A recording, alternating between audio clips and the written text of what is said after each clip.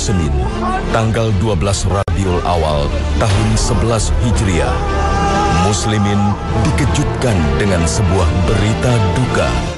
Sang Nabi yang menjadi panduan hidup masyarakat Arab kala itu, Muhammad Sallallahu Alaihi Wasallam, wafat mengakhiri tugas kenabiannya. Man kana ya'budu Muhammadan fa inna Muhammadan qad mat wa man ya'budu Allah fa inna Allah hayyun la yamut. Namun di tengah kesedihan, para sahabat segera bangkit melanjutkan roda kepemimpinan Muslim. Beberapa sahabat disebut-sebut menjadi kandidat pemangku kekhalifahan. Salah seorang yang dipercaya menjadi kandidat adalah Abu Ubaidah bin Al-Jarrah.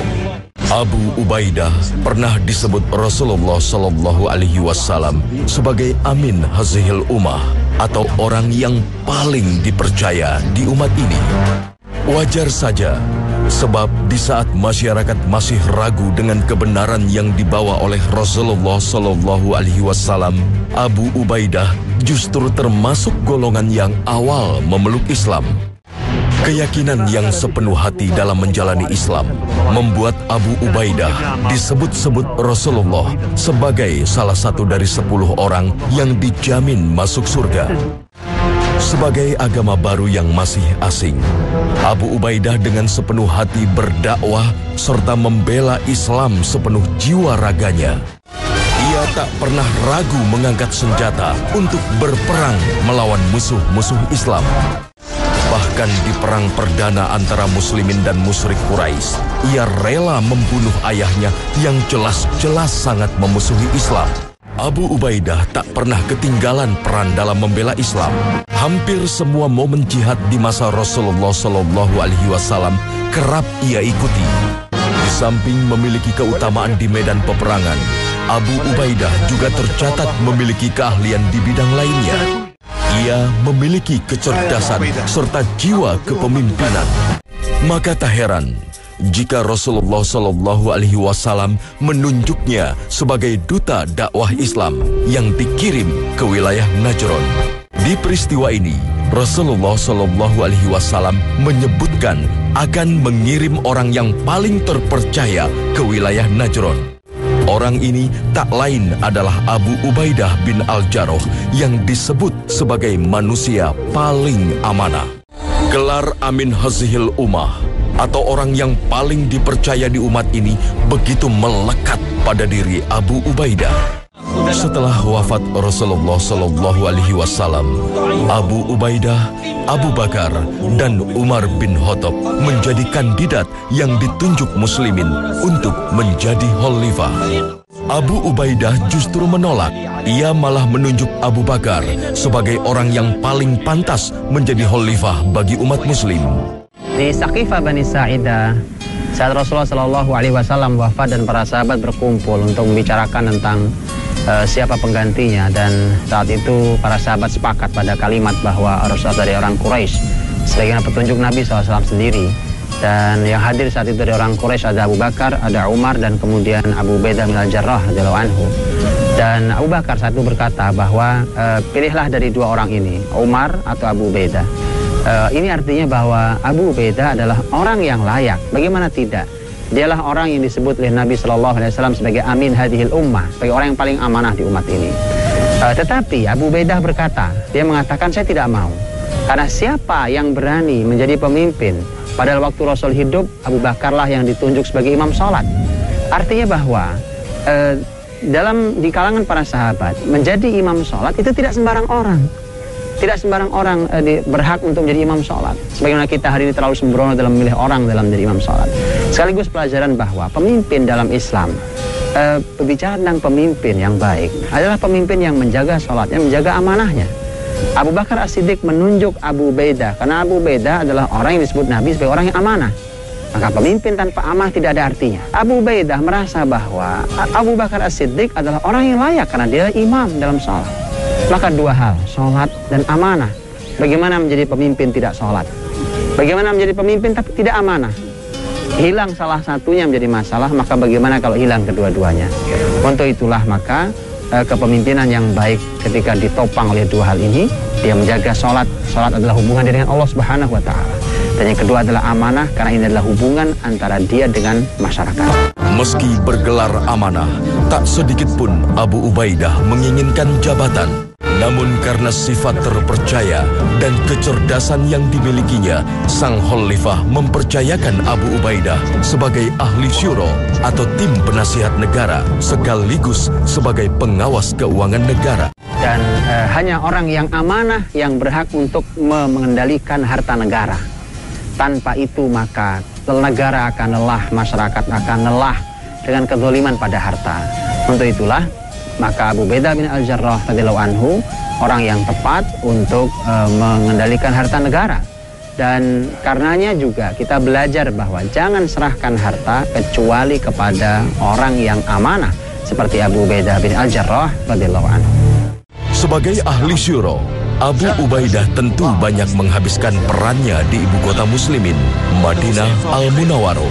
Meski begitu, pada saat Islam mulai meluaskan wilayahnya ke Syam, ia tetap diberi kepercayaan oleh Khalifah Abu Bakar untuk berhadapan dengan Romawi. Sang Khalifah paham betul, bukan hanya keahlian perang yang harus dimiliki pasukan dalam menghadapi Romawi, namun juga kecerdasan serta kesabaran yang tinggi seperti halnya yang dimiliki Abu Ubaidah bin Al-Jarrah.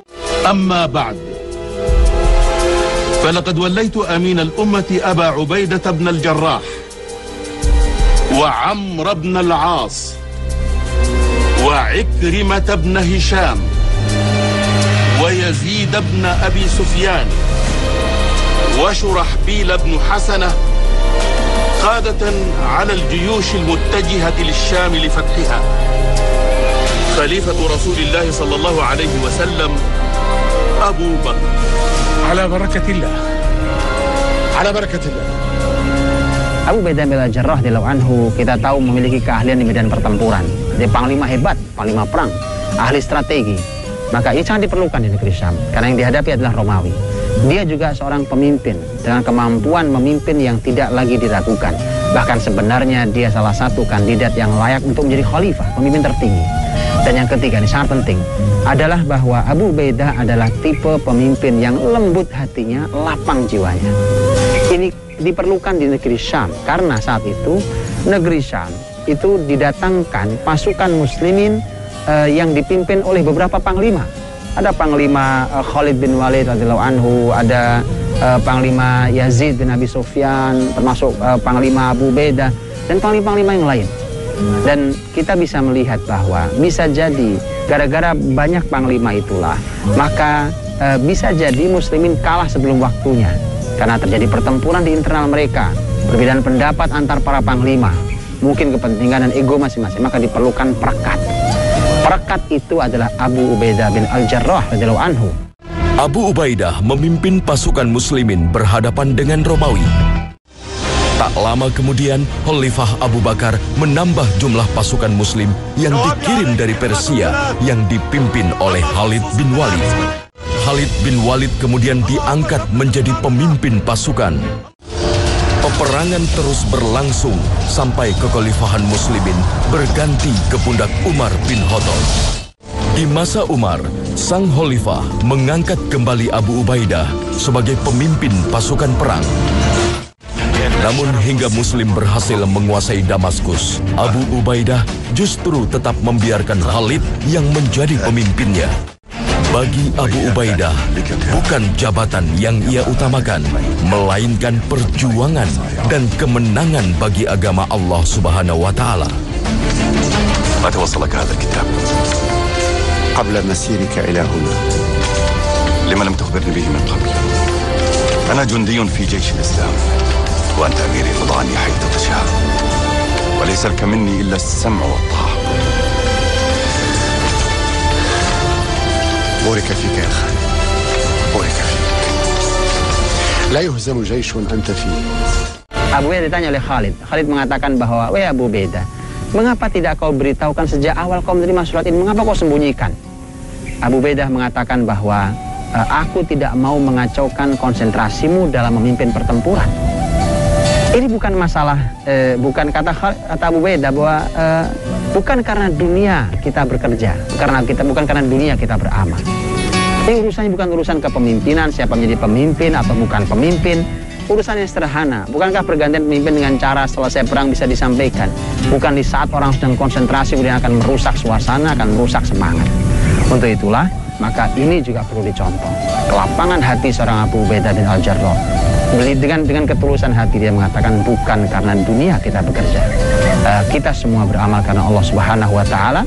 Tidak penting juga. Dan Khalid mengeluarkan kalimat yang sangat indah. Kata Khalid, tidak ada masalah. Saya pun berjihad bukan karena Umar, tapi karena Allah Subhanahu wa Ta'ala. Dan setelah itu tidak turun semangat Khalid, tidak berhenti semangat Khalid karena dia beramal berjihad bukan karena dia menjadi panglima, tapi karena berjihad fisabilillah, dan juga bukan karena Umar, juga bukan karena siapapun, tapi karena Allah Subhanahu wa Ta'ala. Kembali menjadi panglima perang, Abu Ubaidah tetap rendah hati. Ia tak serta-merta mengecilkan peran Khalid bin Walid. Ia tetap mempercayakan Khalid sebagai pengatur strategi di medan perang. Aba Sulaiman, Anta qaidul ma'raka. Man qala dhalik? Ana. فكيف أخذها منك وأنت أمين هذه الأمة؟ ماذا سنقول لعمر؟ أما أمر عمر فدعني. أرني ماذا لديك. Hingga di akhir pertempuran di negeri Syam, Muslimin berhasil menaklukkan wilayah Palestina. Abu Ubaidah meminta Khalifah Umar bin Khattab datang ke Palestina untuk menerima kunci Baitul Maqdis. Muslimin masuk ke negeri Palestina dengan damai. Abu Ubaidah, sang orang terpercaya, ditunjuk Khalifah Umar bin Khattab sebagai pemimpin di negeri Syam. Maka negeri berkah tersebut pun sejahtera berada di bawah tangan orang terpercaya. Abu Ubaidah begitu amanah menjaga wilayahnya. Bahkan hidup bersahaja dengan fasilitas yang amat sangat sederhana. Meski ia berstatus sebagai pemimpin tertinggi di wilayah Syam. Umar radhiyallahu anhu ketika berkunjung ke rumah Abu Ubaidah di negeri Syam, masuk ke rumahnya dan menangis karena melihat rumah yang sangat sederhana. Masuk ke dalam rumahnya hanya ada tameng, ada pedang, tidak ada banyak yang dijumpai, tidak ada perkakas mewah yang kita bayangkan seorang pemimpin besar beberapa negeri hari ini. Bukan seperti itu. Dan Umar menangis. Umar mengatakan bahwa kita ini semua sudah berubah karena dunia. Kita telah diubah oleh dunia, kecuali engkau, wahai Abu Ubaidah. Maka kekaguman Umar kepada Abu Ubaidah sungguh sangat luar biasa. Karena ternyata inilah bukti kebenaran bahwa ini orang amanah. Karena Rasul tidak pernah salah menyampaikan bahwa Abu Ubaidah radhiyallahu anhu adalah orang paling amanah di umat ini. Dan kesederhanaan itu memang ditunjukkan bahwa dia punya gaji yang resmi, gaji sah. Bahkan Umar pernah mengirimkan uang dalam jumlah sangat besar, halal, untuk pribadi Abu Ubaidah bin Al-Jarrah. Sampai kemudian Umar mengatakan kepada seseorang, ini uang aku kirimkan, coba kau lihat apa yang dilakukan oleh Abu Ubaidah terhadap uang itu, untuk semakin memberikan pelajaran pada siapapun kita. Inilah orang amanah itu, inilah orang sederhana itu, inilah pemimpin besar itu. Uang yang didapatkan dari Umar dibagikan oleh Abu Ubaidah kepada seluruh masyarakatnya. Abu Ubaidah, Umar semakin mengagumi pribadi seorang Abu Ubaidah karena kesederhanaannya, karena kepemimpinannya, dan karena amanahnya.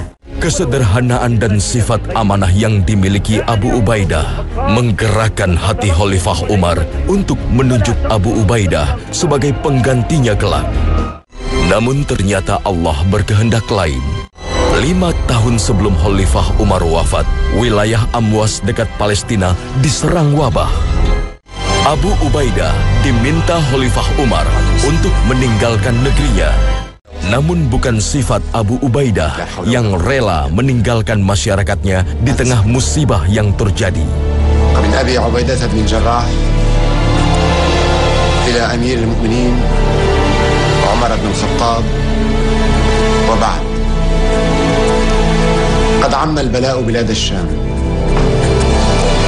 وإننا صابرون محتسبون لأمر الله لا نقول إلا ما قاله الله سبحانه وتعالى الذين إذا أصابتهم مصيبة قالوا إنا لله وإنا إليه راجعون. Abu Ubaidah justru bertahan hingga akhirnya ia pun terserang penyakit yang sama yang diderita oleh masyarakatnya. Di usianya yang ke-58 tahun, Abu Ubaidah menghembuskan nafasnya yang terakhir. Sang manusia paling amanah telah pergi, meninggalkan berjuta kebaikan kepada seluruh muslimin. Kebesaran sifat Abu Ubaidah begitu melekat di hati Khalifah Umar bin Khattab. Bahkan menjelang wafat sekalipun, Khalifah Umar masih teringat pada sosok Abu Ubaidah yang sempat ia inginkan sebagai penggantinya. Akhirnya Khalifah Umar tidak menunjuk siapapun sebagai penggantinya. Ia menyerahkan pemilihan Khalifah pada Dewan Syuro yang terdiri dari para sahabat yang ada di Madinah. Rahimahullah Abu Ubaidah bin Al-Jarrah.